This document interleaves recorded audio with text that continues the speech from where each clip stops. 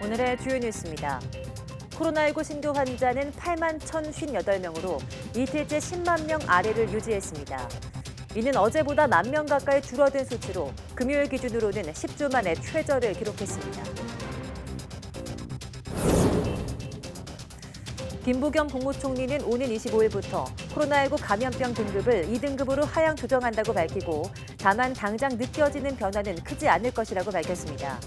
김 총리는 또 규제가 많이 풀리는 만큼 방역의 빈틈을 줄이려면 더 꼼꼼한 개인 방역 노력이 뒷받침돼야 한다고 강조했습니다. 정부가 일상회복의 폭을 과감히 넓히면서 다음 주부터는 영화관과 종교시설, 대중교통 등 실내 다중이용시설에서 음식물을 먹을 수 있게 됐습니다. 또 오늘 30일부터 다음 달 22일까지 한시적으로 요양병원과 요양시설 내 접종 면회도 재개됩니다.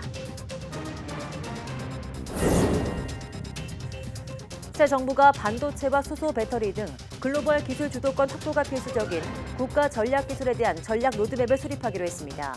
특히 민간 전문가에게 전권을 부여해서 국가 전략 기술에 대한 범부처 임무 지향형 R&D 프로젝트를 기획할 예정입니다. 친환경 경영을 통해서 환경 보호는 물론 경비 절감 효과까지 누리는 기업들이 늘고 있습니다. 버려진 페트병으로 철근을 만들거나 폐어망으로 스마트폰 부품을 만드는 등 기업 간의 대체재 찾기 경쟁도 치열해지고 있습니다.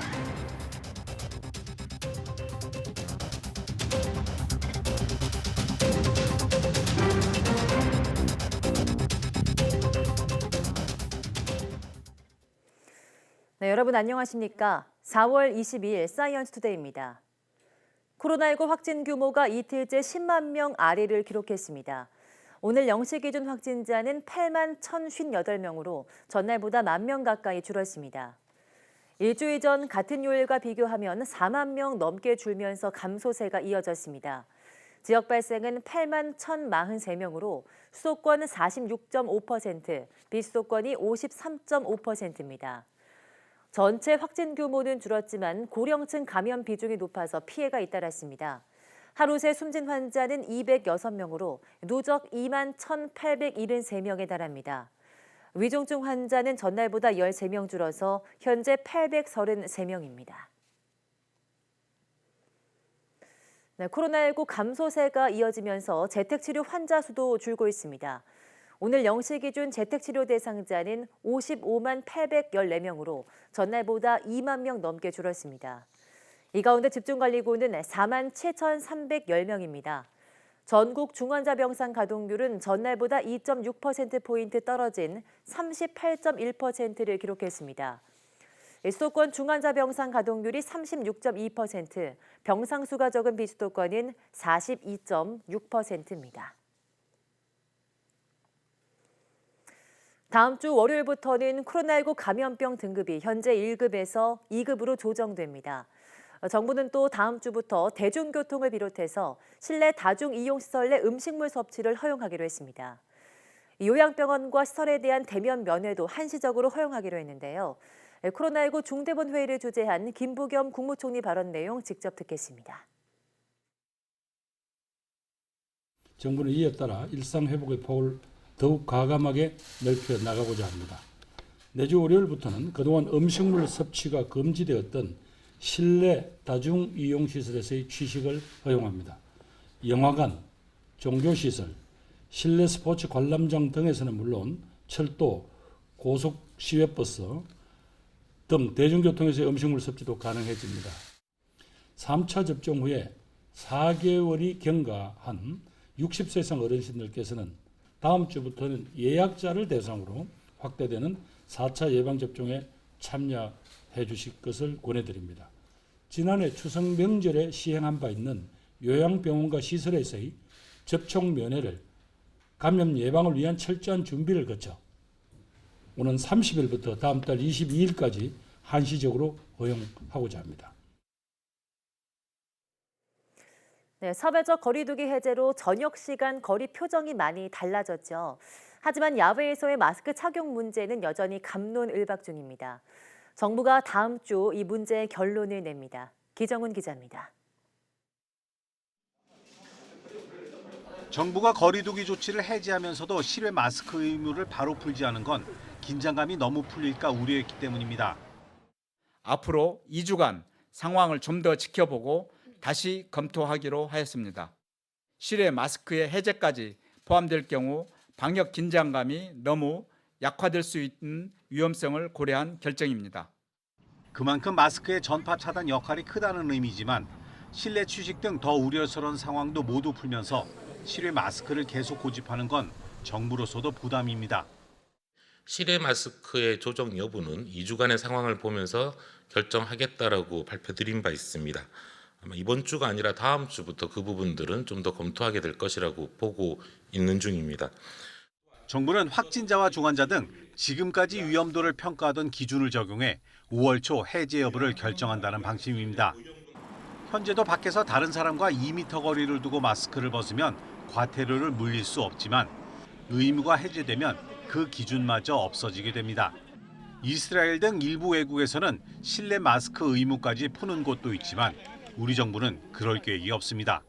지하철이나 버스 등 대중교통을 이용하거나 다가오는 여름 문 닫고 에어컨 켜는 것을 고려하면 실내 마스크 해제를 얘기하는 건 시기상조라는 겁니다.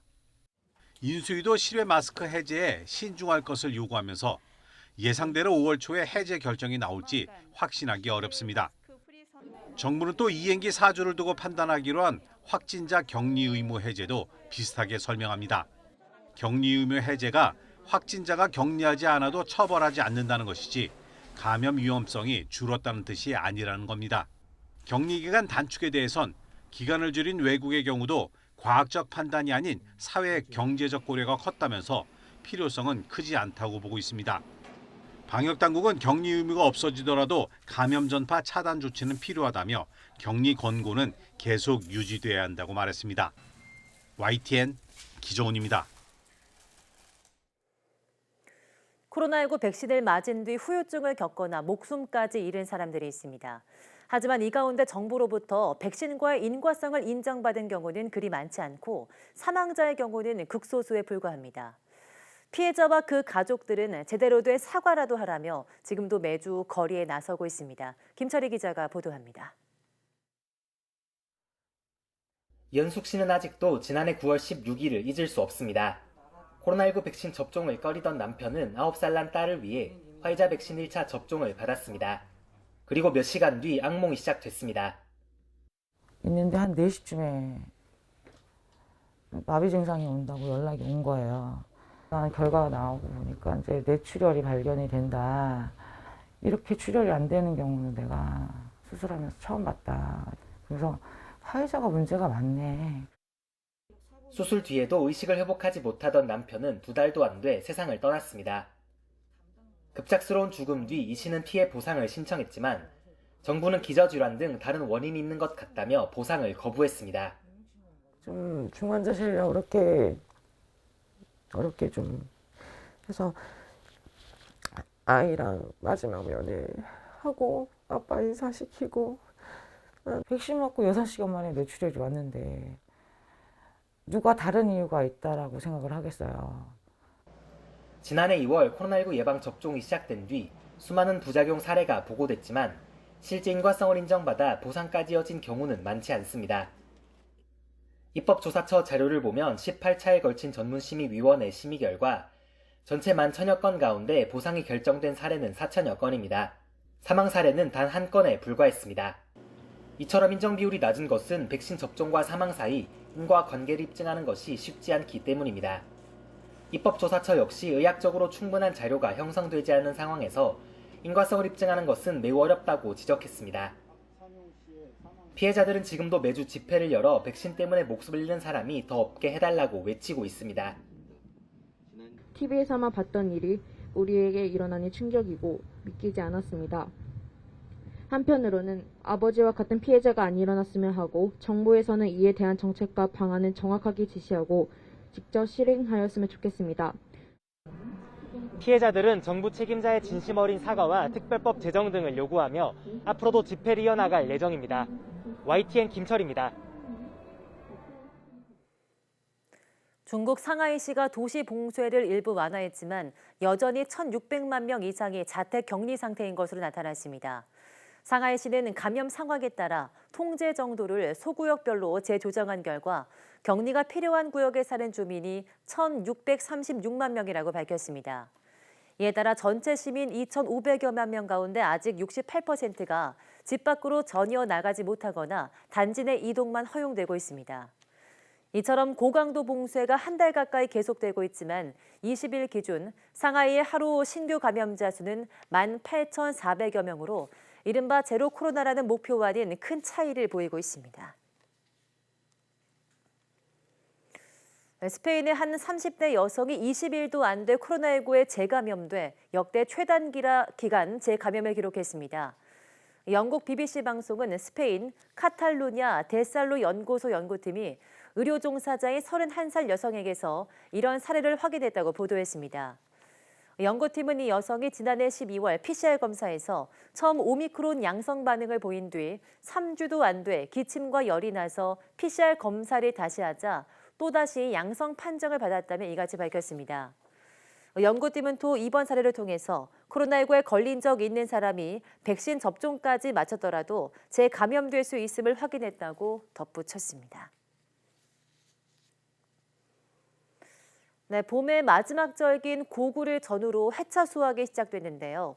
경남 하동군에도 해차 수확으로 분주해졌습니다. 사회적 거리두기가 전면 해제되면서 차밭을 찾는 사람들도 많아질 전망입니다. 박종혁 기자입니다. 날이 따뜻해지면서 계곡에 물 흐르는 소리가 시원하게 느껴집니다.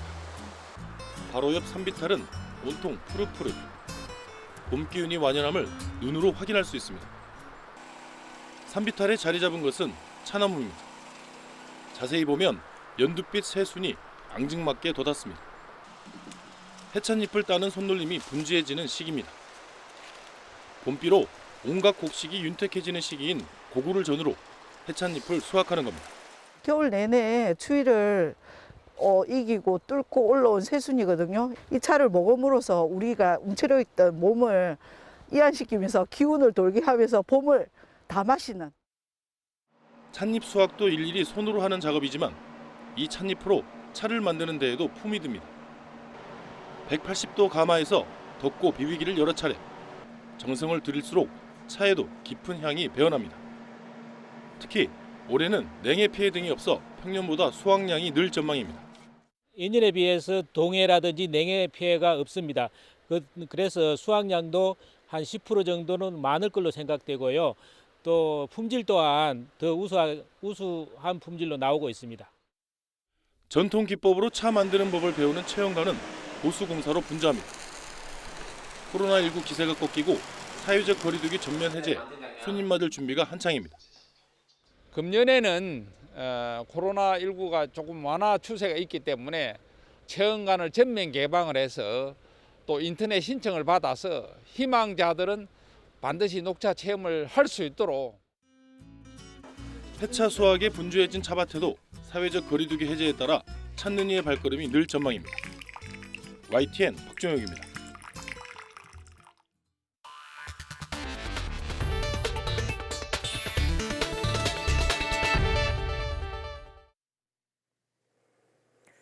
코로나19를 계기로 본격 개발된 mRNA 백신은 코로나19 백신을 넘어서 난치성 질환 백신으로도 활발하게 연구되고 있습니다. 특히 국내외 제약사들은 mRNA를 활용해서 암이나 에이즈 등 난치병을 치료하는 연구에 박차를 가하고 있습니다. 보도에 최소라 기자입니다. 유전 물질을 몸속에 직접 주입해 면역 반응을 끌어내는 mRNA 백신. 1990년대부터 본격 연구됐지만 안정성을 확보하지 못해 상용화는 매번 좌초됐습니다. 마침내 2020년 화이자 바이오엔테크와 모더나가 코로나19 mRNA 백신 개발을 성공했고 짧은 개발 기간과 높은 효능 덕분에 전 세계로 보급됐습니다. 이제 mRNA 백신은 코로나19를 넘어 암과 에이즈 등에 대한 백신으로도 주목받고 있습니다. 미 듀크대는 mRNA를 이용해 유방암 백신을 개발했고 여성 39명을 대상으로 임상 2상을 시작했습니다. 지난해 미국 연구팀이 mRNA 백신으로 에이즈 바이러스 감염 위험을 80% 낮췄다는 동물 실험 결과를 내놓은 데 이어 모더나는 국제 에이즈 백신 이니셔티브와 손잡고 mRNA를 이용한 에이즈 백신 개발에 돌입했습니다. 국내 mRNA 백신 개발 기업들도 그동안 코로나19 백신 연구를 통해 쌓은 노하우를 바탕으로 난치성 질환 백신 개발에 나섰습니다. ST팜은 mRNA 기반 암 백신 개발에 돌입해 이르면 내년 비임상 시험에 들어갈 예정이고, 아이즈는 췌장암 mRNA 백신 개발을 위한 로드맵을 내놨습니다. 이게 mRNA 플랫폼을 가지고 있으면은 그 가운데 이제 그 염기설만 갈아 끼우면 되거든요. 그래서 네. 지카 바이러스의 염기설을 집어넣는다든지 에이즈 바이러스의 염기설을 집어넣는다든지 신종 팬데믹이 등장했을 때 그 해당 바이러스의 염기설만 갈아 끼우면 되기 때문에 일각에서는 mRNA 백신이 전통적인 방식의 백신보다 이상 반응률이 높기 때문에 여전히 풀어야 할 숙제가 남아있다고 말합니다. 암 백신처럼 네. 어느 정도의 부작용, 그러니까 심각한 부작용을 감수하고라도 백신을 맞아야 되는 사람들이 있잖아요. 그런 경우에는 가능은 해요. mRNA 백신은 기술력을 보유할 필요는 있다라고 보는데, 코로나19 팬데믹으로 연구에 물꼬가 터진 mRNA 백신. 높은 이상 반응이라는 우려를 극복하고 짧은 개발 기간과 여러 질병에 대한 호환성으로 난치성 질환까지 해결하는 게임 체인저로 자리 잡을 수 있을지 주목됩니다. YTN 사이언스 최소로입니다. 윤석열 대통령 당선인은 어제 과학의 날과 오늘 정보통신의 날을 맞아 대한민국이 4차 산업혁명을 선도하는 과학기술 중심 국가가 되기 위해서는 기초과학을 튼튼히 하면서 도전적 기술 혁신에 대한 과감한 투자가 필요하다고 강조했습니다. 윤 당선인은 자신의 SNS에서 꼭 필요한 인프라에는 과감하게 투자하고 창의와 혁신을 방해하는 규제는 없애야 원천 기술을 확보하고 첨단 기술을 선도할 수 있다며 세계 최초와 세계 최고를 만들기 위해 담대한 변화를 시작하겠다고 말했습니다. 또 현장의 목소리를 듣고 전문가 고원에 귀 기울이겠다며 과학기술인과 정보방송통신인 여러분이 함께해달라고 당부했습니다. 민간 주도의 과학 문화 확산을 위한 협업 커뮤니티 과학문화민간협의회가 어제 공식 출범했습니다.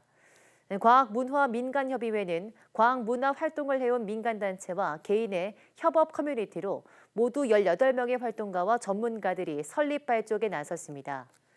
협의회는 과학문화 확산 활동 프로젝트 기획과 과학문화 발전을 위한 협력 플랫폼 구축, 과학문화 확산 정책 연구와 재현 등 자발적인 과학문화 활동을 할 계획입니다.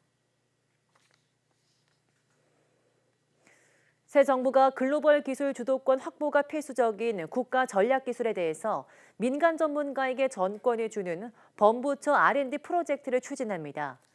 대통령직 인수위원회 과학기술교육분과는 글로벌 기술 패권 경쟁이 치열해지고 과학기술이 전략 무기화되는 가운데 전략적 기술에 대한 국가 차원의 전략 수립과 집중 투자가 절실한 상황이라며 이같이 밝혔습니다.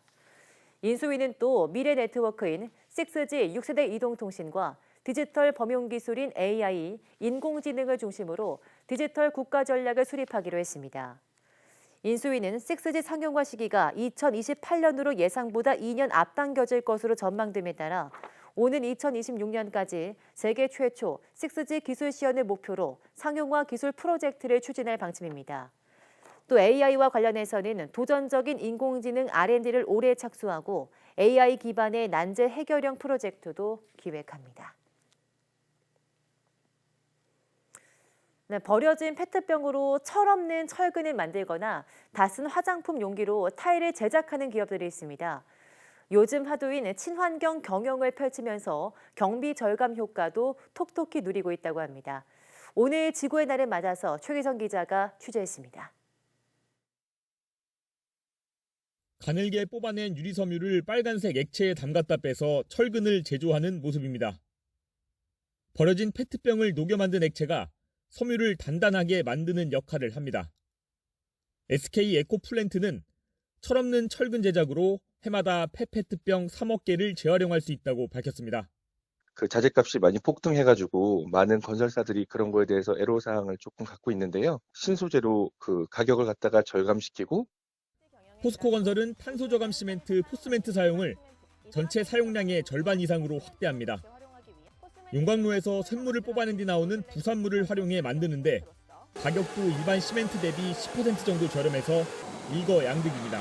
향후에는 한 45만 톤 이상 적용을 해서 회사가 전체적으로 사용하고 있는 시멘트의 50% 이상을 앞으로 포스멘트가 대체할 계획입니다. 현대건설은 다 쓴 화장품 플라스틱 용기를 분쇄한 뒤 초고강도 콘크리트를 섞어 만든 건설용 타일을 활용할 예정입니다. 그 건축 자재로 변환이 돼가지고 현장에 적용이 되는 그 모습을 보면은 생각을 했던 것보다 상당히 예쁩니다. 단순히 그냥 좀 재미없게 재활용한다 여기 멈추지 않고 얘가 신미성을 가지고 있고.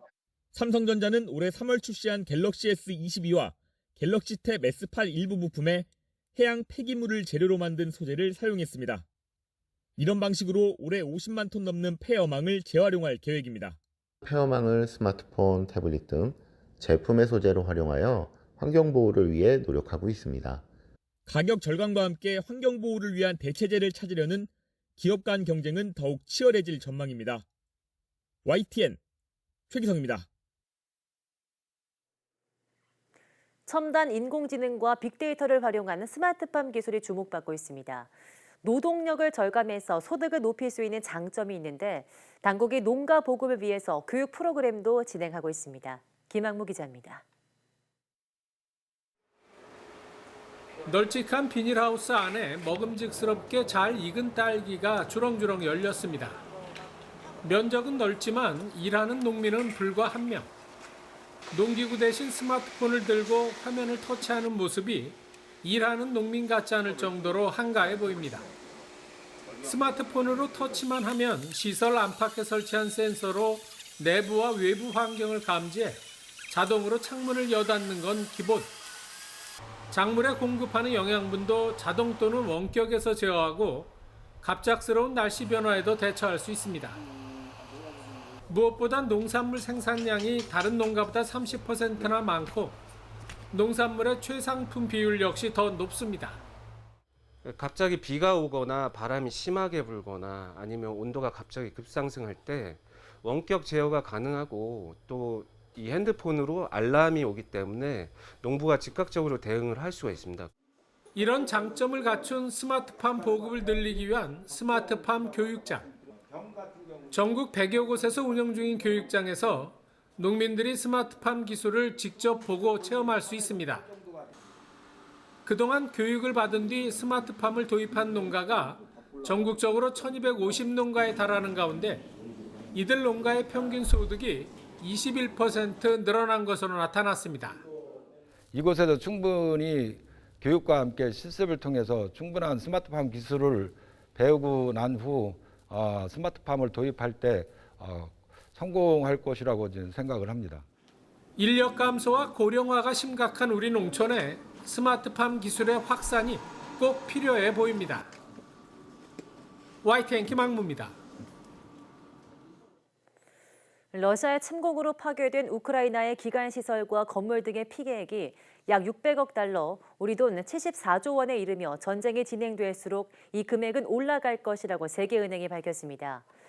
데이비드 멜페스 세계은행 총재는 현지 시간 21일 미국 워싱턴 DC에서 열린 우크라이나 금융 지원에 관한 회의에 참석해 이렇게 말했습니다.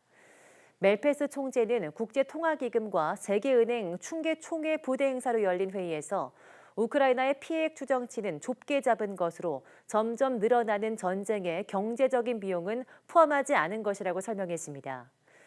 볼로드미르 젤렌스키 우크라이나 대통령은 이날 화상연설에서 우크라이나가 러시아 침공으로 인한 경제적인 손실을 만회하려면 매달 70억 달러가 필요하다면서 이 모든 피해를 추후 재건하려면 수천억 달러가 들 것이라고 예상했습니다.